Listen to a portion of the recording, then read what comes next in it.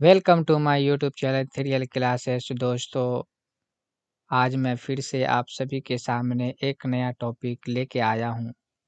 जैसा कि आपको स्क्रीन के ऊपर दिखाई दे रहा है कि कलमा और उसकी किस्में।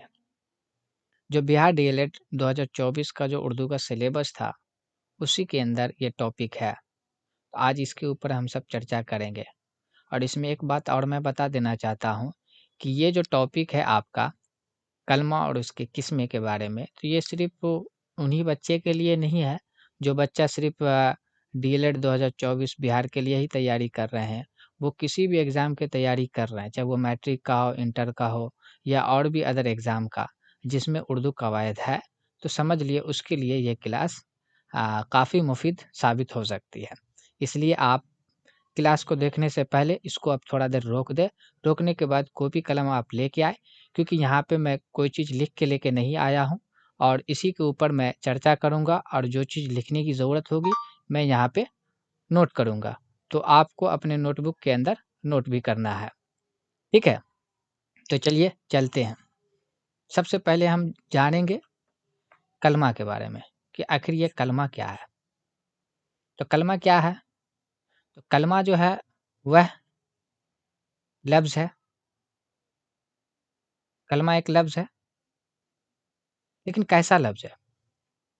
सवाल ये आता है कि कलमा जो लफ्ज़ है, तो वो कैसा लफ्ज़ है? एक ऐसा लफ्ज़ है जिसका कुछ न कुछ माने होता है ना?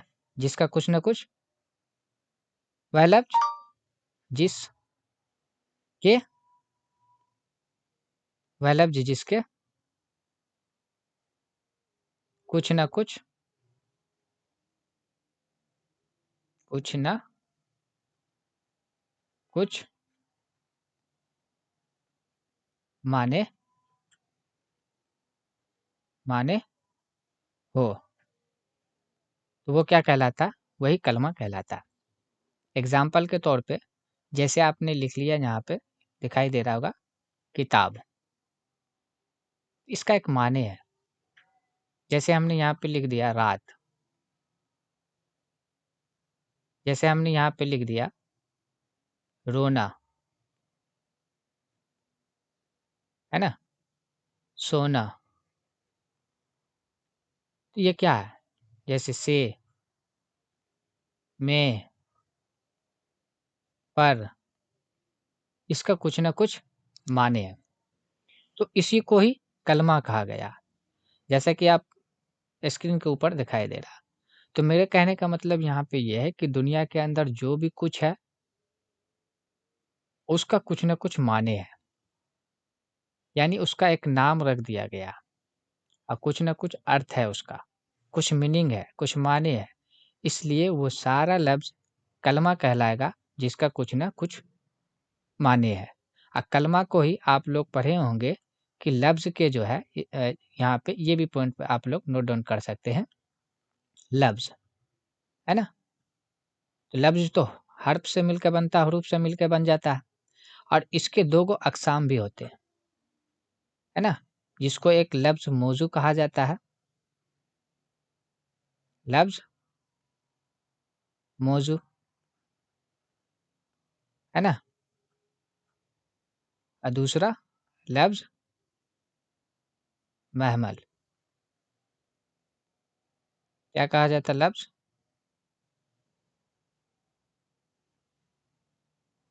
लफ्ज़ अ, महमल, है ना? लफ्ज़ मौजू वो होता है जिसका कुछ न कुछ माने होता है और उसी को ही कलमा कहा जाता है। यानी कि लफ्ज़ मौजू का ही दूसरा नाम कलमा भी है। लफ्ज़ महमल वो होता है जिसका कोई माने नहीं होता है। एग्ज़ाम्पल के तौर पे ये महमल और मौजू के अंदर भी हम देख सकते हैं, जैसे रोटी, वोटी। तो रोटी एक माने देता है जो कलमा के अंदर आता है, लेकिन वोटी कोई माने नहीं देता। हम लोग अपने इस्तेमाल के लिए इस्तेमाल कर लेते हैं, लेकिन कोई उसका सेंस नहीं होता, कोई माने नहीं होता। ठीक है? तो कलमा के बारे में बस सिर्फ़ इतना ही रखना है कि जो आपका लफ्ज़ मौजू है, वही कलमा है। लफ्ज़ मौजू का ही दूसरा नाम कलमा भी है और दुनिया के अंदर जो भी चीज़ है जिसका कुछ न कुछ माने है, वही आपका कलमा है। अब हम चलते हैं यहाँ पे कलमा के अक़साम के बारे में जानेंगे। तो कलमा के अक़साम जो है वो 3 है। अक़साम कितना है? कलमा के कितना अक़साम है? वो 3 है। ठीक है? तो तीनों को आप लोग नोट डाउन भी करते रहिए। चलिए एक-एक करके देख लेते हैं। सबसे पहला है कलमा के जो पहला अक़साम है जिसका नाम है इस्म। अब इस पे हम चर्चा कर लेते हैं कि आखिर इस्म क्या है? इस्म आखिर है क्या चीज़? ठीक है? तो इस्म वो है, इस्म के माने ही होता है नाम। इस्म के माने क्या होता है? नाम होता है। यानी कहने का मतलब यहाँ पे ये है कि दुनिया के अंदर जो भी चीज़ है, जिसका नाम है जिसका जिसका नाम है नाम है, वही इस्म है। वही क्या है? इस्म है। तो जिसका नाम है वही इस्म है। जो भी चीज़ देख लीजिए, मिसाल के तौर पे आप देख सकते हैं, जैसे हमने यहाँ पे ले लिया एक शहर का नाम ले लिया, पटना। पटना भी क्या है? एक इस्म है। हमने जैसे ले लिया यहाँ पे कलम। कलम क्या है? एक इस्म है, यानी नाम है। जैसे हमने यहाँ पे ले लिया ले लेते क्या और? दिल्ली। तो दिल्ली एक शहर है। ये भी क्या हो गया? इस्म हो गया। जैसे हमने यहाँ पे ले लिया किताब। किताब भी एक नाम है, इसलिए ये क्या है? इस्म है। जैसे हमने ले लिया अहमद। अहमद क्या एक नाम है, इसलिए ये इस्म है। जैसे हमने यहाँ पे ले लिया और क्या ले सकते हैं? जैसे हमने ले लिया अ, जफ़र ले लेते हैं, है ना?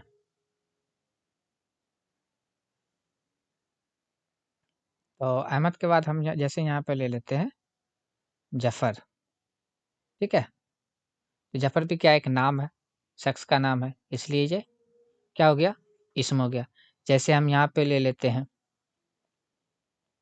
गाय।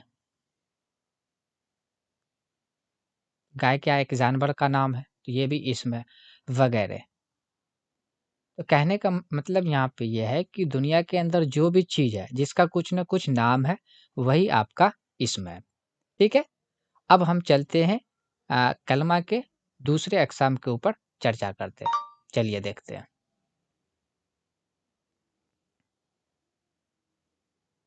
तो दूसरा अक़साम का नाम क्या? फ़ेल। पहला अक़साम था इस्म, दूसरा अक़साम फ़ेल है। अब फ़ेल के ऊपर हम लोग चर्चा कर लेते हैं।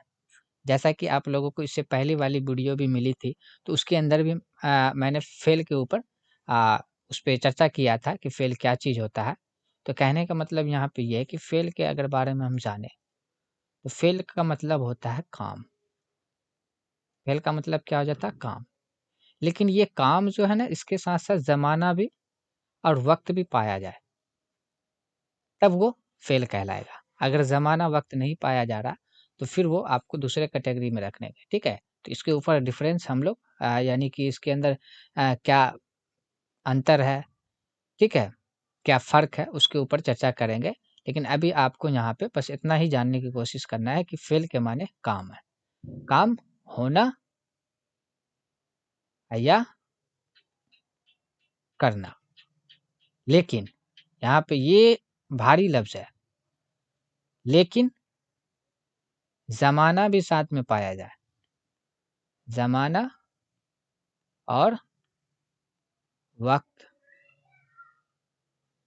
वक़्त भी क्या करना चाहिए? वक़्त भी साथ, है ना? में पाया जाए।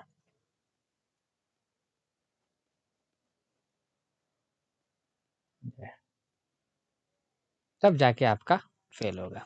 फ़ॉर एग्ज़ाम्पल के तौर पे जैसे देख लेते हैं यहाँ पे, रो रहा है, रो रहा है।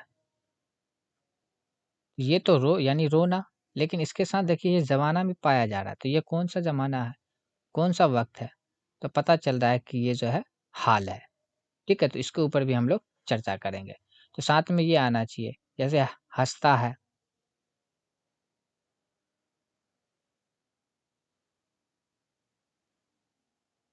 जैसे कि हँसता है, तो ये देखिए, है ना? तो साथ में इसके साथ में ये ज़माना भी पाया जा रहा है, इससे इंडिकेट किया जा रहा है, इससे ज़ाहिर किया जा रहा है कि ये जो है हाल के ज़माने को दर्शा रहा है, बताया जा रहा है। इसलिए रोना है, हँसना है, बोलना है, खेलना है ना? आना है, जाना है, आया था, गया था, है ना? जाएगा, है ना? तो ये सब क्या है? एक फ़ेल है, ठीक है? चलिए, अब उसके बाद हम लोग चर्चा कर लेते हैं तीसरे अक़साम के बारे में, जिसका नाम है हर्फ़। क्या नाम है? हर्फ़ नाम है, जो आपको स्क्रीन के ऊपर दिखाई दे रहा है, हर्फ़। तो कलमा के तीसरे अक़साम का क्या नाम है? हर्फ़ है। अब इसके बारे में हम चर्चा करेंगे, ठीक है? तो हर्फ़ के बारे में अभी आपने ऊपर में पढ़ा इस्म के बारे में, तो इस्म नाम है और फ़ेल जो है वो काम है।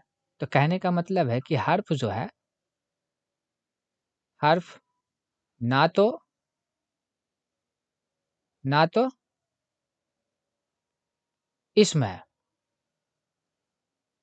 ना तो इस्म है और ना फ़ेल है। ना तो ये इस्म है, ना तो फ़ेल है, ठीक है? लेकिन ये दोनों को इस्म और फ़ेल को ये दोनों के यानी इस्म और फ़ेल के बीच जो भी चीज़ होता है, तो उसको मिलाने का काम करता है। क्या काम करता है? मिलाने का काम करता है। मिलाने का काम करता है। यानी जो इस्म और फ़ेल को मिलाने का काम करता है, उसको मुकम्मल करने का काम करता है, उसको पूरा करने का काम करता है, उसी को हर्फ़ कहा जाता है। ये अपना अलग से कोई माने नहीं रखता, ठीक है? लेकिन जब ये एक जुमला बनेगा तो उसमें हर्फ़ और इस्म को जोड़ने का काम करके दिखाएगा।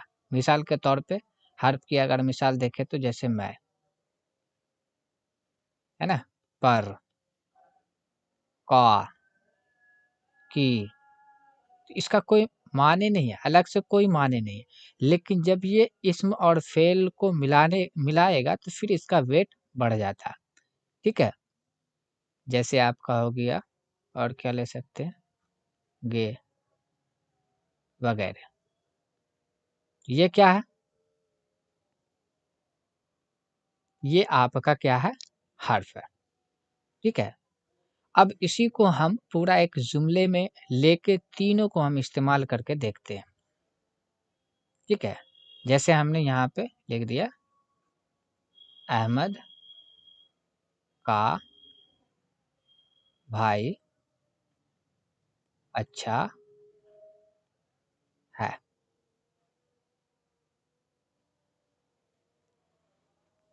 अहमद का भाई अच्छा है। तो ये देखिए आप यहाँ पे अहमद, इसकी अगर बात करें तो अहमद एक नाम है इसलिए ये इस्म हुआ। भाई भी एक नाम है ना? ये भी, इसको भी हम इस्म के अंदर ही रखेंगे। इसे भी हम क्या करेंगे? इस्म के अंदर रखेंगे, ठीक है?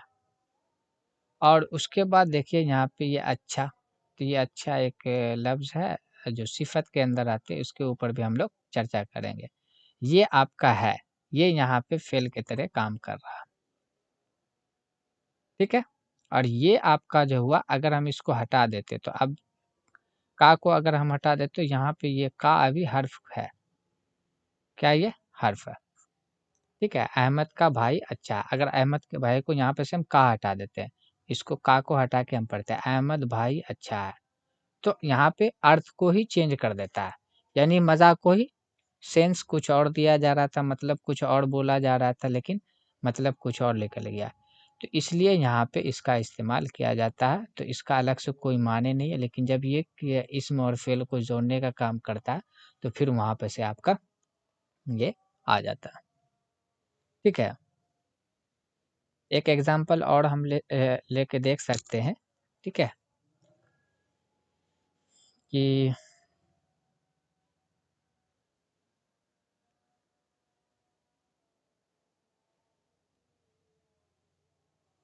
यहाँ पे हम लिख देते हैं महफ़ूज़, महफ़ूज़, महफूज,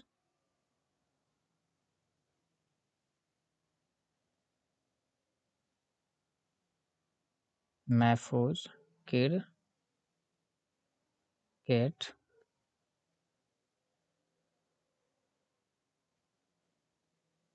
क्रिकेट,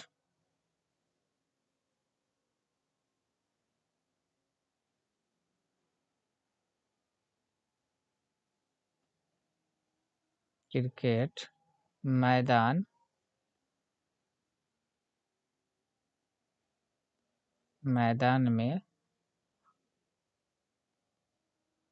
खेल रहा है।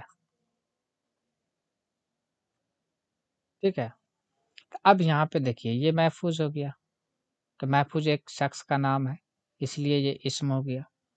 क्रिकेट, क्रिकेट भी एक गेम का नाम है, इसलिए ये भी इस्म हो गया। मैदान, मैदान भी आपका एक इस्म के अंदर आ गया, ये भी फील्ड के बारे में बात किया। अब यहाँ पे खेल रहा है, तो खेल रहा है, अब इसके अंदर खेल फेल तो है लेकिन साथ में ज़माना भी पाया जा रहा है, यहाँ भी हाल का ही ज़िक्र किया गया है, तो इसलिए ये फेल बन गया। ये क्या बन गया? फेल बन गया। और ये में जो है आपका किस चीज़ का काम किया? ये आपका हर्फ का काम किया। अब अगर इसको हम हर्फ को हटा देते हैं, फिर उसके बाद हम पढ़ते हैं तो इसका सेंस ही कुछ और निकल जाएगा। महफूज क्रिकेट मैदान खेल रहा है, मतलब समझ में आया? कुछ भी नहीं आया। इसलिए हर्फ की काफ़ी अहमियत है। एग्ज़ाम्पल आप ऐसे समझ सकते हैं कि जैसे कि हम लोग अपनी लाइफ़ के अंदर देखते हैं कि नमक का कोई उपयोग हम नहीं नमक का कोई वैल्यू नहीं देते हैं। लेकिन जब वो किसी सब्ज़ी के अंदर नहीं डाला जाए तब उसकी अहमियत पता चलती है कि हाँ, नमक कितना ज़रूरी चीज़ है। उसी तरीक़ा से ये हर्फ है।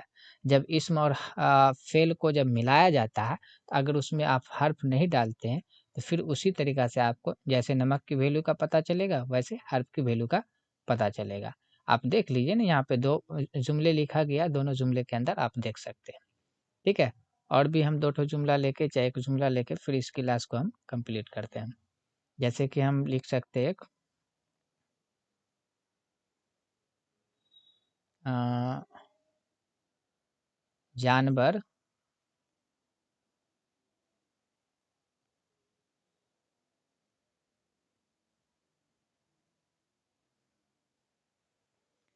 जानवर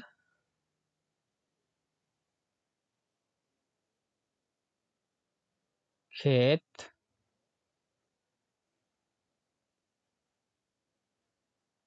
में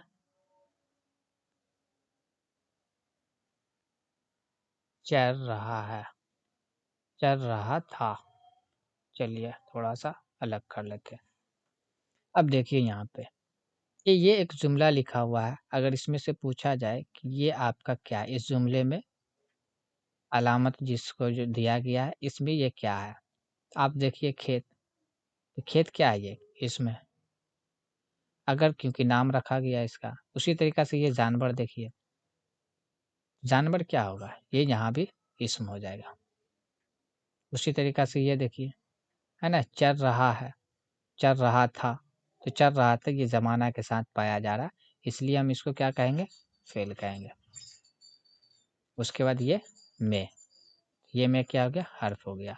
अब देखिए यहाँ पे बगैर हर्फ का हटा के देख लीजिए एक जुमला बोल के तो किस तरीक़ा का सेंस निकाल के देता है। जानवर खेत चर रहा था, है ना? जानवर खेत चर रहा था।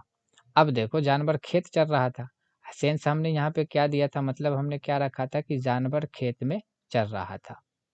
तो खेत में चर रहा था, वहाँ पे खेत चर रहा था। दोनों में अंतर आ गया, इसलिए यहाँ पे इसका अहमियत है। तो चलिए आज के लिए बस इतना ही। अगर ये वीडियो आपको अच्छी लगी हो तो आप इसे शेयर, लाइक, कमेंट्स और अपने दोस्तों में शेयर कर दीजिए। फिर मिलते हैं हम अगली वीडियो में। Thanks for watching this video.